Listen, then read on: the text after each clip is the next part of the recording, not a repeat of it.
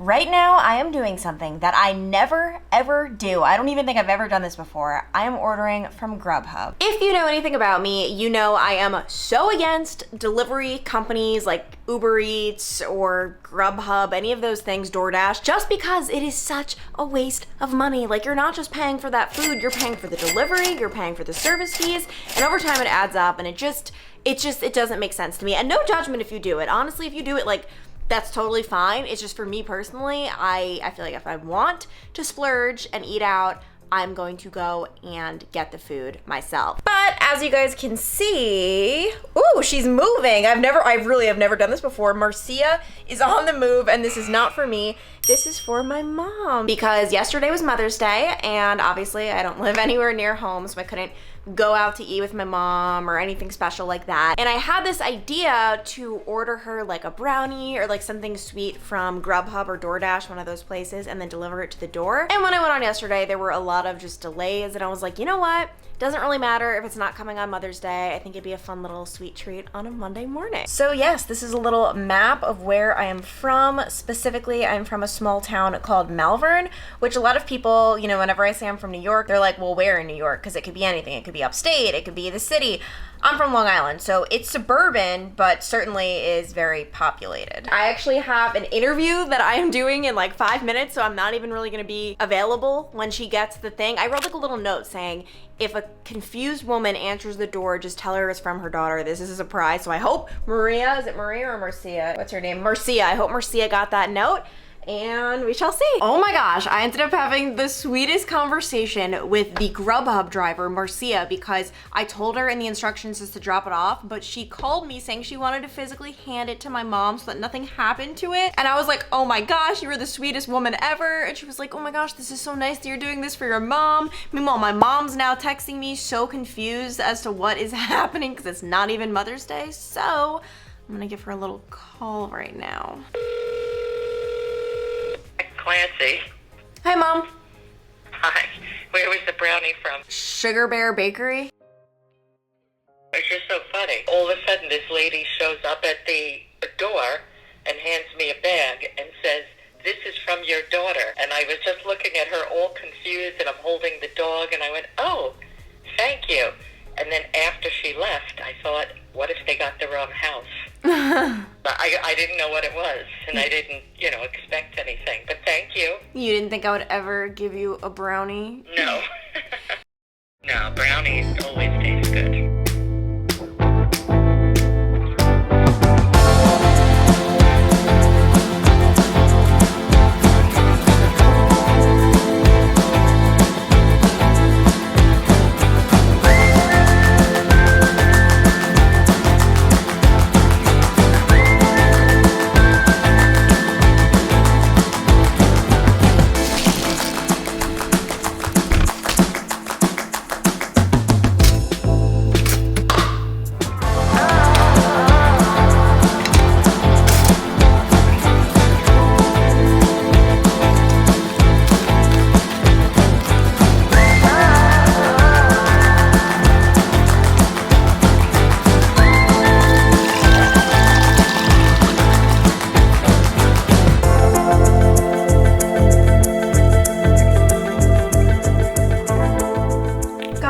So sad. Zach was in the middle of making his protein shake. Like, all the ingredients are in there and everything. He even has the spoon of peanut butter that he has not yet licked when all of a sudden his boss called him. So he just like ran into the bedroom because I was also on a work call. But all of a sudden I got off the call and I'm like, this is just so sad and pathetic. And he hasn't even started work yet. He starts his day at 8:30. And so his boss is calling him before work even. They've got some serious business to take care of. He's coming, he's coming. Hi, we were just talking, me and the tube, we were just talking about how sad it was that your protein shake was all ready to be made. You hadn't even licked the spoon yet. I haven't. When you got called in, what did he have to say? Yeah, to talk about just like a deal we're working on. Oh, well, look at Zach working on deals. I was telling them it's not even your work day yet. Hours-wise, technically, I guess, no. But the work never stops, I guess.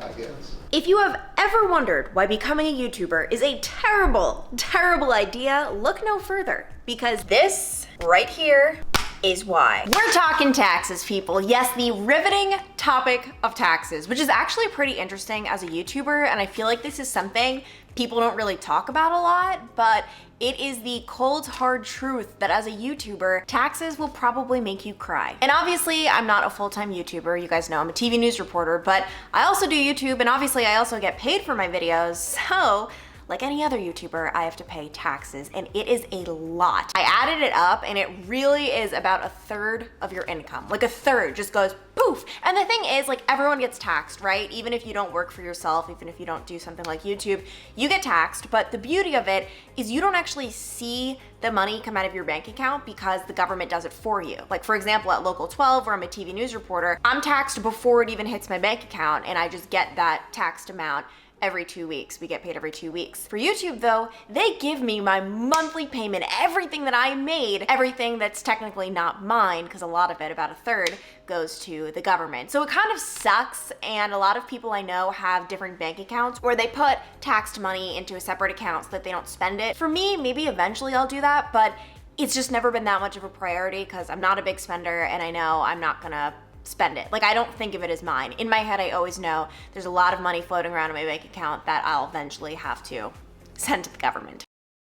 So for my taxes, I actually have to send out 3. I have 1 check going out to the city of Cincinnati, another check going out to the state of Ohio, and then a 3rd, and this one is the one that's painful to send. This is going out to the federal government, and this is my YouTube money. This is goodbye. It's not mine. I also thought it'd be interesting to address a question that I feel like I get at least, I don't know, once every 3 days from someone, either in my DMs on Instagram. If you're not already following me, feel free to follow if you want. But a lot of people are wondering why I don't do sponsorships. You see every other YouTuber doing sponsorships, where it could be anything from Nike to Lululemon, any kind of brand sponsoring a video where you get paid to talk about a product, and you get paid to talk about a product that you genuinely like, ideally. I mean, I know there are some people who do any old sponsorship, like fit tees and weird things, which boggles my mind. But ideally, a lot of the YouTubers I follow get paid just to talk about things that they love. I, however, do not do that. And it's because of my job. I mean, as a TV news reporter, it just would not be ethical for me to be paid by other businesses and companies. And I'll tell you why. Let's say I agree to do a partnership with Abercrombie,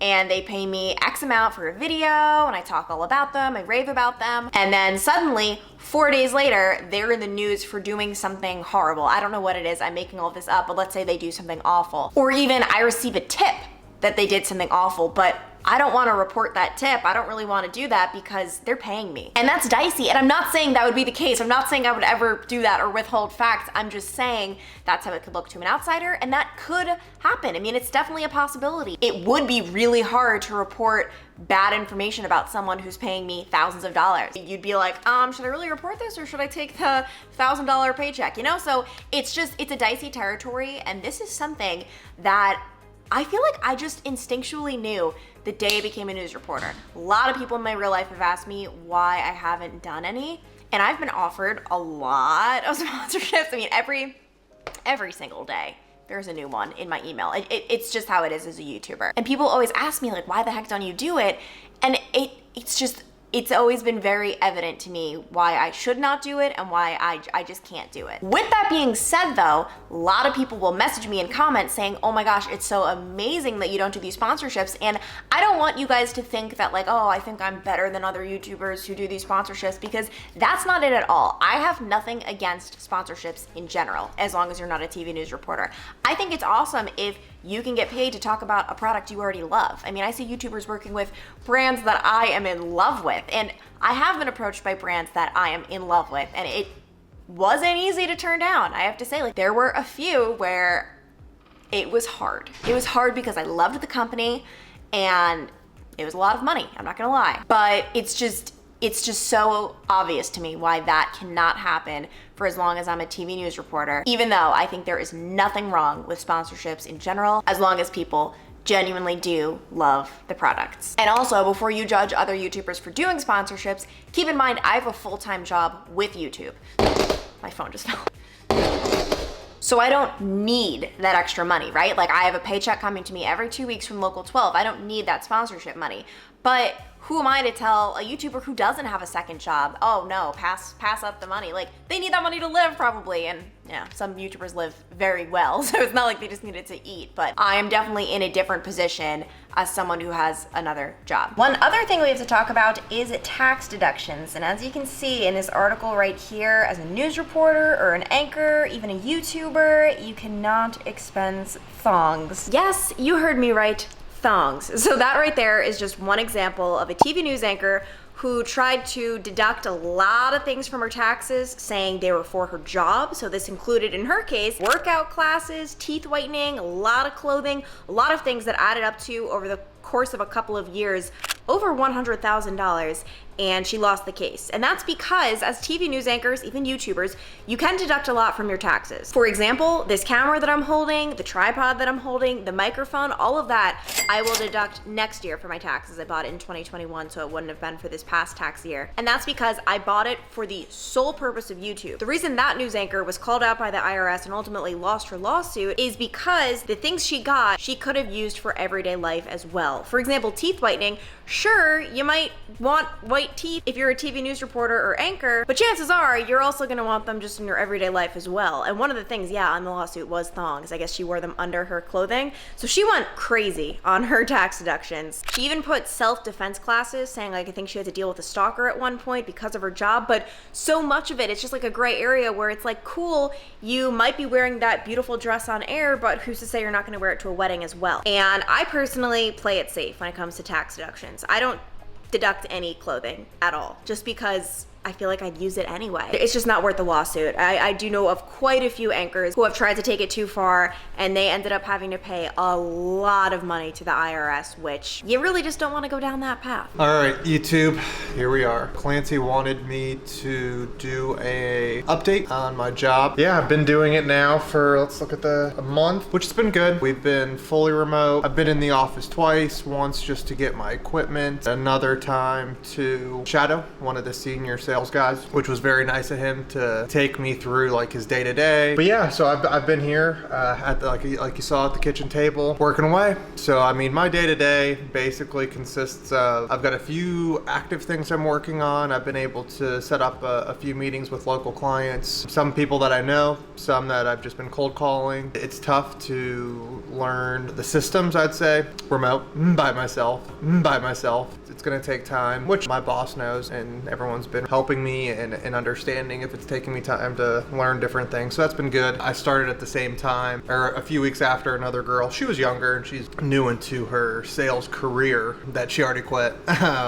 But I totally understood that, because it's just different. I knew what I was getting myself into with this job. And when I say getting myself into, it's not like, oh, I knew what this was going to be. I mean, but I did a little bit. I mean, my mom was in this space. Clancy obviously works for the news, but I understand it. And the other girl came from very similar background to me within recruiting. She'd only been at her company for about a year, where I was there 5.5 years. And the girl that quit, she's super smart. She's incredibly well-spoken. When we were doing our role plays early on, she was better than I was, even with less sales experience. Whatever she chooses to do, she'll be very successful in. It was nice, actually, having someone to connect with on the different new things here. Now I'm a Lone Ranger. Like any salesperson, I'm anxious to try to be setting up some meetings to show that I'm understanding things and adding value. I'm anxious to look to start closing some things. That's going to take time. I'm not close to closing anything at this exact moment, but I know it's going to be interesting the rest of the year. I think we're looking to try to get back into the office some in June. They're going to do some sort of blended return to office. I only have this PC, so I mean, I can't really go back into the office until I have a laptop, so I can work from the office and from home. I can't be lugging my PC to and from the office every single day. They don't expect that. But I'm excited to get into the office at some point. I'd actually get to meet some of the people I'm working with and hear them talking to their clients, so you can pick up little tidbits from them, ask questions without having to bug them at home or through emails. Just ask quick questions as things are coming up. That's the big update. I don't have too much else. I've just been working and trying to work out. Last week I was talking with Clancy. I mean, I know people make fun of me when I have my shirt off and different things, just because it's how hot it is in here and whatever else. I don't talk about it too much, but I've definitely tried to take my health and fitness and things like that pretty seriously. With quarantine, I felt like that was a good opportunity to eat better, work out more. I think early on in quarantine, I fell into the trap like a lot of people where it's easy to snack. Not that I was drinking excessively. A lot of people in the comment section jumps on it whenever I say I'm drinking. But I think I was drinking too much at night, just not like excessively getting wasted or becoming an alcoholic, but just a glass of wine every single night or a glass of bourbon, which isn't a big deal in the grand scheme of things, but I think for health and fitness and things like that, it's just not necessary, which I've been doing a lot better with the last 6 to 8 months, which I'm happy about. I've been trying to get up occasionally and do morning workouts before work, because once 5:30 hits in the afternoon after long work days, I mean, that's tough, and I'm sure a lot of people can relate to not being jazzed up at 5:35 every afternoon to try to go do different cardio or exercising and different things like that. That's been definitely something that I'm trying to adjust with my schedule on a day-to-day, Monday through Friday basis. Yeah, wish me luck doing cardio, because that's it's not my forte. I've usually throughout my life just like to go to the gym and lift weights, but it's not really the healthier option these days. The hair is up. We've got the sweatpants on, so that can only mean one thing: we are done with work for the day. And I know the whole joke is like, oh my gosh, working from home, sweatpants on the bottom, but I pretty much just get ready the whole shebang every single day. Obviously, I am going out and about, so I have to, but even after I come home from my live shots, I just work better if I look professional. Why does this never stop? The vlog is now getting to look at your anger problems. I was rolling. It never stops. Well, so poor little Zach is in a bad mood because of the microwave. Anyway, I gotta take off my makeup. I gotta eat lunch. I gotta take a nap. I got things to do. So I'm gonna leave this vlog here, but be sure to hit the subscribe button if you haven't already, because I see the analytics, guys. I know a lot of you guys have not subscribed. What are you waiting for? And of course, my social media will be linked down below as well. Bye, guys. You want to say bye through a bowl of corn? Oh, people always make fun of my diet. Oh yeah. I already ate chicken. He had his chicken, now he's got the corn.